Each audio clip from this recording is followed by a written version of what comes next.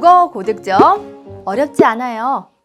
우리가 단어 간의 의미 관계 여기 별표 칠게요. 여러분 우리 의미론에서 이제 많이 나오는 게 바로 요겁니다. 그래서 의미 관계라는 말 한번 잠깐 봐주세요. 의미 관계. 굉장히 추상적인 말이죠. 의미라는 말도 여기저기 많이 쓰이는 굉장히 추상적인 말이고 관계라는 말도 여기저기 많이 쓰이는 추상적인 말이에요. 그렇기 때문에 의미 관계, 유의 관계, 그리고 반의 관계, 상호 관계가 있다는 걸 여러분이 생각해 주세요. 그러니까 우리가 문제를 막 풀다가 의미 관계라는 말이 나와요. 의미 관계라는 말이 나오면 우리가 뭐를 떠올려 주셔야 되냐면은 단어들 간의 의미 관계 당하는 유의 관계, 그리고 반의 관계, 그리고 상하 관계라는 말을 떠올려 주셔야 돼요. 유의관계, 반의관계, 상하관계 중에서 하나를 뭐 고르라는 문제구나. 뭐 그것들 간의 이질적인 것을 뭐 고르라는 문제구나. 의미관계라는 말이 발문에 나오면은 유의관계, 반의관계, 상하관계를 떠올려 주셔야 된다는 겁니다. 예. 볼게요. 유의관계라는 것은 두 개 이상의 단어가요. 소리는 같아. 소리는 다르죠. 소리는 다르지만은 뭐는 비슷한 관계예요. 여러분 완벽하게 같은 의미는 세상에 없어요. 그냥 사실 뭐 단어라는 것이 뭐 쓰임에 따라서 약간의 다른 미묘함이 있기 때문에 차이가 있기 때문에 우리가 유의관계라고 많이 해요. 옛날에 뭐 동의관계라고도 많이 표현을 했는데 요즘은 유의관계라고 많이 표현을 합니다. 소리는 다르지만은 의미는 비슷한 관계에 있는 것을 우리가 유의관계라고 이제 볼 수가 있습니다. 여러분 얼굴과 낯, 뭐 예를 들어서 얼굴과 낯 정말 안면을 의미하는 뭐 똑같은 거의 뜻이죠. 그런데 우리가 쓰는 맥락을 보시면 야, 너 얼굴에 뭐 묻었다라고 이제 더 많이 써요. 현대의 화자들이 너 낯에 뭐 묻었다라고 하지 않아요. 그리고 뭐 낯 놓고 기억자도 모른다라고 할 땐 낯이 쓰이기도 하고 그래서 뭐 낯이라는 말은 주로 뭐 옛날의 표현 안에서 낯이 많이 등장을 하고요. 얼굴이라는 말은 우리가 일상적으로 쓰이는 말에서 많이 등장을 합니다. 그런 식으로 의미가 유사해요. 의미가 유사하고 소리는 다르지만 의미가 유사하기 때문에 유의관계를 갖고 있다라고 볼 수가 있고요.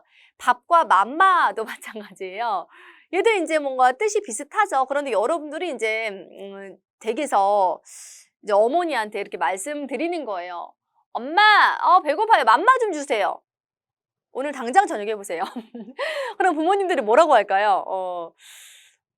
제가 이제 이거 현강할 때 많이 질문을 드려봤더니 뭐 이렇게 어떤 분 같은 경우는 뭐 밥 줄 것 같대요, 엄마가. 귀여워하시면서. 근데 어떤 분 같으면은 너 왜 그러냐고 이제 물을 것 같다고 또 하더라고요. 그래서 어쨌든 뭐 쓰이는 용도가 뭐 다르죠. 그래서 맘마라는 말은 애기라는 거 비표준 어인데 그죠? 아기들이나 쓰는 말이고 그러니까 밥이 더 일상 용어가 되겠고요. 그리고 뭐 잔치, 뭐 연회, 뭐 파티와 같은 말들도 역시 마찬가지로 그리고 소금과 염화 나트륨 그리고 천연두와 마마와 같은 말들 지금 얘는 그쵸 뭐 고유어 그리고 뭐 한자어 그다음에 뭐 외래어 그다음에 얘는 고유어 한자어 외래어에서 이제 우리 이와 같은 유의 관계가 발생을 하고 있다라고 이제 볼 수가 있고요. 그리고 소금과 염화 나트륨은 어떠한 연유에서 유의 관계가 발생을 하냐면 소금은 일상어예요, 일상어. 그냥 일상에서 쓰이는 말이고요. 그리고 염화 나트륨은 바로 금기어죠. 아니죠. 전문어죠. 무슨 금기어야. 전문어. 전문어. 우리가 설렁탕 먹으러 가서 저 아주머니 여기 염화 나트륨 주세요. 라고 하지 않잖아요. 그래서 얘는 일상어 이제 전문어 간의 관계에서 유의관계가 발생을 하고요. 그리고 천연두와 마마와 같은 말을 옛날엔 그 천연두에 걸리면 굉장히 많이 죽었기 때문에 그 차마 입에 낼 수가 없는 거예요. 너무 두렵고 무서운 마음에. 그래서 천연두를 대신할 수 있는 말로 마마라는 말로 이제 대체습하는 많이 표현을 했거든요. 그래서 얘는 금기어. 그래서 우리가 입에 뱉기도 무서운 말이기 때문에 금기어고요. 그리고 얘를 완곡어라고 하거든요. 그래서 금기어를 대체하는 말을 우리가 완곡어라고 합니다. 그래서 금기어와 완곡어 이것이 또 유의관계를 이제 발생시킨다라고 이제 보시면 되겠습니다. 이렇게 다양한 연유로 유의관계가 발생을 합니다. 그럼 의미관계라는 말이 나오면요, 유의관계, 반의관계 그리고 상하관계가 이제 생각이 나야 되고요. 그 중에서 또 많이 나오는 게 바로 반의관계입니다. 반의관계. 그래서 사실은 의미관계에서 가장 많이 시험에 나오는 게 반의관계예요. 반의관계라는 것은 둘 이상의 단어가 의미상 서로 짝을 이루어 대립하는 관계를 우리가 반의관계라고 하는데 공통적인 의미 자질 아래 딱 하나의 요소만 그렇죠 반의적인 뜻을 갖고 있어야 됩니다. 공통적인 의미 자질을 갖고 있어야 돼요. 그리고 거기에 딱 단 하나만 딱 하나만 대립적인 요소를 갖고 있을 때 얘가 이제 반의관계가 될 수 있다라는 걸 말해요. 예를 들어서 할아버지, 할머니, 반의관계 될 수 있어요? 둘 다 인간이야. 둘 다 늙었어요. 근데 성별만 달라요. 여러 가지 공통적인 의미의 요소 중에 어쨌든 하나의 요소만 반의적인 그런 대립관계를 가지고 있기 때문에 얘는 반의관계가 될 수 있습니다, 여러분. 얘는 반의관계가 성립이 돼요. 그런데 우리가 할아버지, 손녀, 반의관계 될 수 없어요. 왜냐면 지금 할아버지 손녀는 뭐 여러 가지 관계적인 측면에서 반의관계가 성립이 될 것 같지만 공통적인 의미 자질 아래 지금 할아버지는 늙었어요. 손녀는 어리다고는 할 수 없지만 뭐 손녀딸도 이제 뭔가 나이가 많이 든 사람들도 있을 거 아니에요. 그런데 어쨌든 할아버지보다는 이 관계라고 한다면 나이가 훨씬 어릴 거예요. 그리고 성별적으로도 대립적인 관계를 취하고 있기 때문에 할아버지와 손녀는 바로 반의관계가 될 수 없다라는 겁니다. 그래서 공통적인 의미자질 아래 딱 하나의 요소만 대립적으로 나타나야 한다라는 거 꼭 기억을 해주시고요. 그러면 우리 반의관계 종류 한번 살펴보도록 할게요. 우리가 반의관계 종류는 크게 세 가지가 있습니다. 세 가지가. 세 가지가 있는데, 첫 번째는 중간항이 없어. 우리 중간항이 없는 것을 무슨 반의어라고 하냐면은 상보 반의어라고 해요. 기억하세요. 중간항이 없습니다. 그래서 중간항이 없기 때문에 A를 부정하면 B가 되고요. 그리고 B를 부정하면 무조건 A가 돼요. 그걸 바로 상보 반의어라고 볼 수 있어요. 우리 여자와 남자가 이제 대립적으로 구성이 되고 있는데 중간항이 없죠. 여러분들이 무슨 생각을 하는지 알아요. 뭐 중간항이 얼추 있지 않을까 뭐 이런 생각을 하시기도 하지만 우리가 이제 태어나기를 이제 이렇게 정해진 성별이 사실 있습니다. 그쵸? 그래서 중간항은 없어요. 이 세상의 모든 사람이 여자 아니면 남자이고 남자 아니면 여자입니다. 그쵸? 그것이 이제 기본적인 원칙이죠. 그래서 이건 중간항이 없는 상보반의어입니다, 여러분. 그리고 삶과 죽음도 선생님 식물인간은요 하면서 뭔가 중간 단계가 있을 것 같은데요 라고 하지만 의학적으로 정해놓은 어떤 삶과 죽음의 경계가 분명하게 기준이 있을 겁니다. 그래서 삶을 부정하면 죽음이 되고 그리고 죽음의 상태가 아닌 상태면 무조건 삶의 상태가 되는 거예요. 그렇기 때문에 우리가 삶과 죽음도 중간항이고요. 중간항이 없는 상태로 상보반의어가 되고요. 그리고 참과 거짓도 참을 부정하면 거짓이 되고 거짓을 부정하면 참이 됩니다. 얘도 중간항이 있어요, 없어요?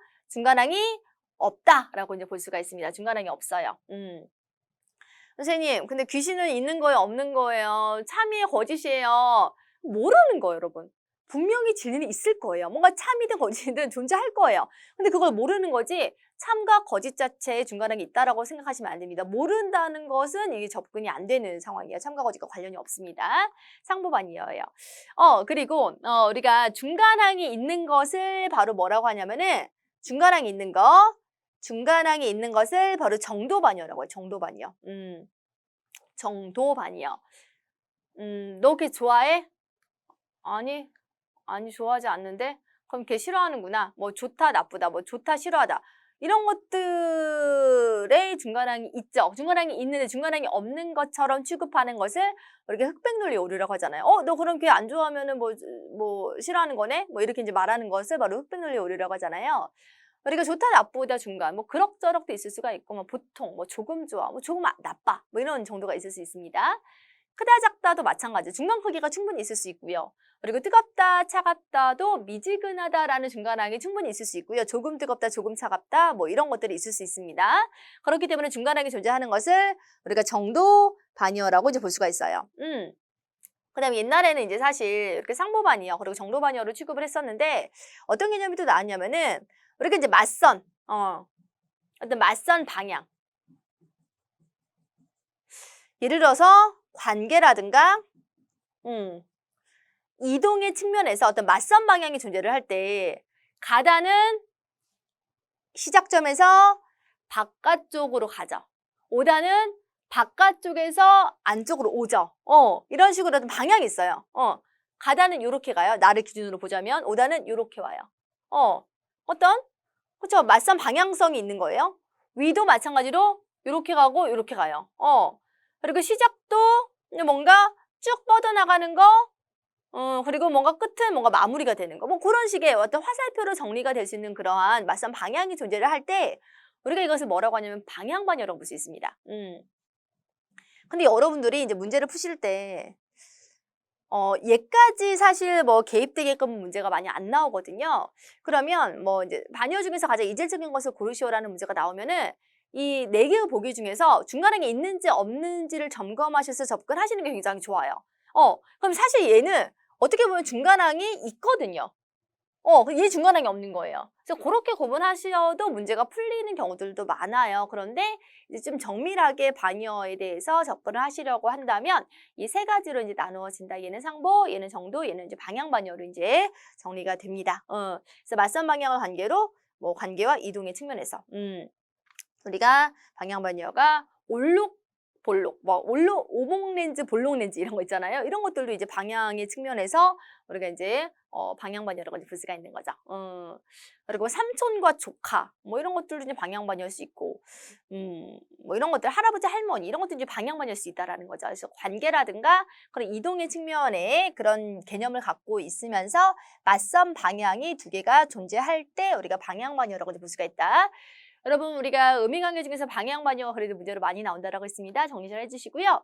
그리고 상하관계라는 것은 큰 상이어에 하이어가 이렇게 껴있는 거. 한 단어가 의미상 다른 단어를 포함하거나 포함되는 의미관계에 다른 단어를 포함하는 것을 바로 상의어라고 하고요. 그리고 포함이 되는 것을 바로 뭐라고 한다? 하의어라고 이제 볼 수가 있습니다.